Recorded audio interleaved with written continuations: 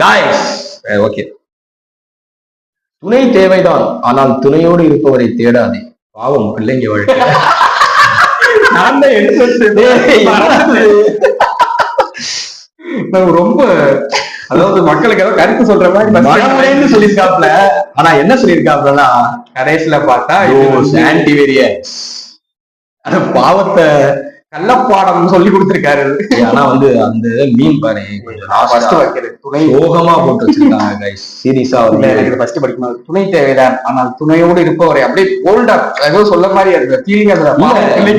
ஒரு சைடு காமெடியா இருந்தாலும் ரெண்டு மீனிங் இருக்கு பாரு. துணையோடு ஆல்ரெடி ஒருத்தர் இருக்கான், அவனை எதுக்கு நீ தூக்கிட்டு வர, அவனோட பிள்ளையும் பாவம் தானே அப்படின்னு சொல்லி இதை கேட்டிருக்காங்க. நல்ல ஒரு தப்புடம். ஓகே சொல்லிட்டாங்கப்பா. என் தம்பி அப்படியா சொன்னாங்க. சரி விட, அது இப்போ நமக்கு தேவையில்ல. இதுதான்ப்பா ஃப்ரெண்டு முந்தானத்துலாம் சரியான நேரத்துக்கு முன்னாடி நான் படிங்க.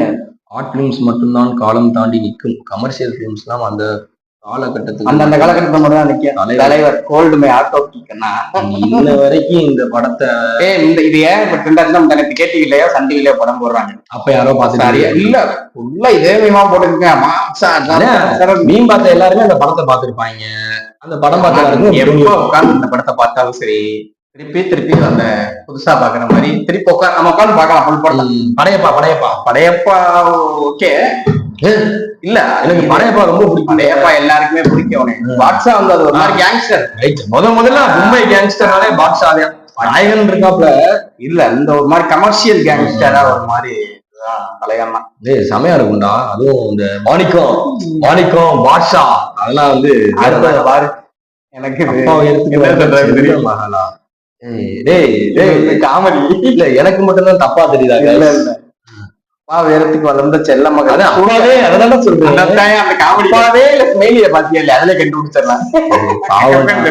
ஆனா எனக்கு மனசு வருத்தமா தான். நமக்கு சூர்யாவை பிடிக்கும், இருந்தாலும் கிண்டல் பண்ணக்கூடாது. ஹைட்டு மட்டும்தானா பிரச்சனை. பாவத்தை காலத்துல இருந்து அவர் அப்படியே அதை வச்சு மட்டும் தான் கிண்டல் பண்ணிட்டே இருக்காங்க. ஆமா அது கரெக்ட் தான். இல்ல வைக்கல. அதான் ஹலோ அம்மா, எப்படி இருக்க? திருமண வாழ்க்கையில் இருக்க எல்லாத்துக்கும் இது தெரிஞ்சிருக்கும். முன்னாடி என்ன பண்ணா தெரியுமாடா? இங்க இந்த சைடு நடக்கும் தெரியுமா? அது அடுத்து இருக்கு. அது வேற அந்த சைடு போட வச்சுக்க. கடைசியா வராது, அது கனெக்ட் பண்ணி தான் போகணும். அப்படியா? அதை தேடணுமே. சரி ரைட்டு, அதை விட்டுருவோம். எல்லாத்துக்கும் ஒரு கிளாஸ் வாழ்க்கை. ஒரு பெரிய பெருமூச்சு விட்ட மாதிரிங்க முடிச்சாச்சு. ஏன்னா வந்து அதை எங்க இருந்து சொல்லிருக்காங்க டீ கடை. இது எக்ஸ்பிரஷனே வேற பாரு. ரொம்ப கஷ்டம். ஏன்னா எல்லாருமே வந்து ஒரு கால்குலேட்டிவ் லைஃப் தான் வாழ்ந்துட்டு இருக்கோம். இது பண்ணணும், இந்த மாசத்துக்குள்ள இதை முடிக்கணும், செய்யணும்ட்டு.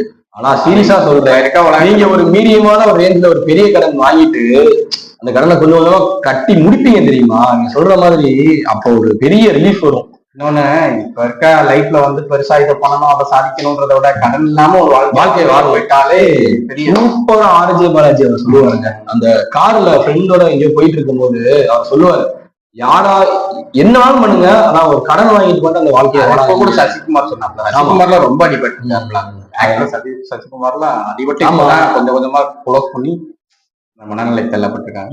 ஆனா என்ன பண்றது, எல்லாரும் டயத்துல கடனை வாங்கி அனுபவப்பட்டுதான் அந்த சொல்றாங்க.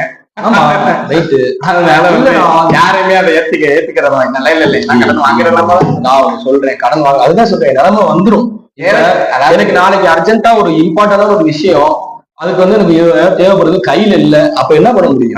அது அர்ஜென்ட். அந்த நேரத்துல கடன் வாங்க சொல்றேன். கடன் வாங்காம இருக்க முடியாது. தேவைக்கு அதிகமா வாங்கிடாதீங்க, அதுதான் கலக்கால். ஆமா, அதுதான் சொல்றேன். நீங்க அடுத்து வாங்குற சம்பாதிக்கிற காசுலயோ நீங்க சேகரிக்கிற காசுலயோ அடைக்கிற மாதிரி இருக்கணும். அப்படி இருந்தா மட்டும் கடனா வாங்கலாம். இது என்னன்னு தெரியல, எனக்கு நிறைய பேர்த்த பாக்குறேன். இது வந்து சென்னையில இருந்துன்னு தெரியல, திடீர்னு முளைச்சிட்டாங்க. முன்னாடிலாம் இந்த ரேரா இருக்கும் இந்த ஃபுட்பால் ஃபேன்ஸ் எல்லாம். எங்கேயாவது பாக்குற மாதிரி இருக்கும். வேர்ல்டு கப் எல்லாம் 4 வருஷத்துக்கு ஒருக்கா நடக்கும், அதுதான் ஓடிக்கிட்டு. இப்ப பார்த்தா ஃபுட்பால்ல ட்ரீம் லெவன் போட்டுக்கிட்டு இருக்காங்க.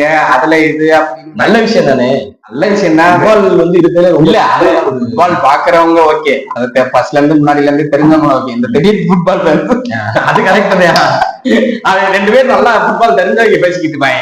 இடையில ஒரே ஒரு மேட்ச் பாத்துட்டு வந்து ஒருத்தன் கேட்பேன் அந்த ஆளுக்கு அப்ப ரொனால்டோ ரியல் மேட்ரிட் இல்லையா ஃபுட்பால் ஃபேன்ஸ் அவங்களுக்கு தெரிஞ்சதுதான் மெஸ்ஸி ரொனால்டோ. அது அந்த திடீர் ஃபுட்பால் ஃபேன்ஸ் அது அவங்களுக்கு தெரிஞ்சது அதேதான். அவங்களுக்கு என்னன்னா அந்த 2 பேர் கன்வர்சேஷனுக்குள்ள உள்ள போகணும். ஆமா ஆமா ஏன் இப்படி நாமளே தெரியாம இதுக்கு வந்து இந்த டீ கடை மீமே தான் அந்த பையன் பண்ற இது கஷ்டம் அப்படின்னு சொல்லிட்டு உள்ள போட்டு பேச மாட்டான்ல.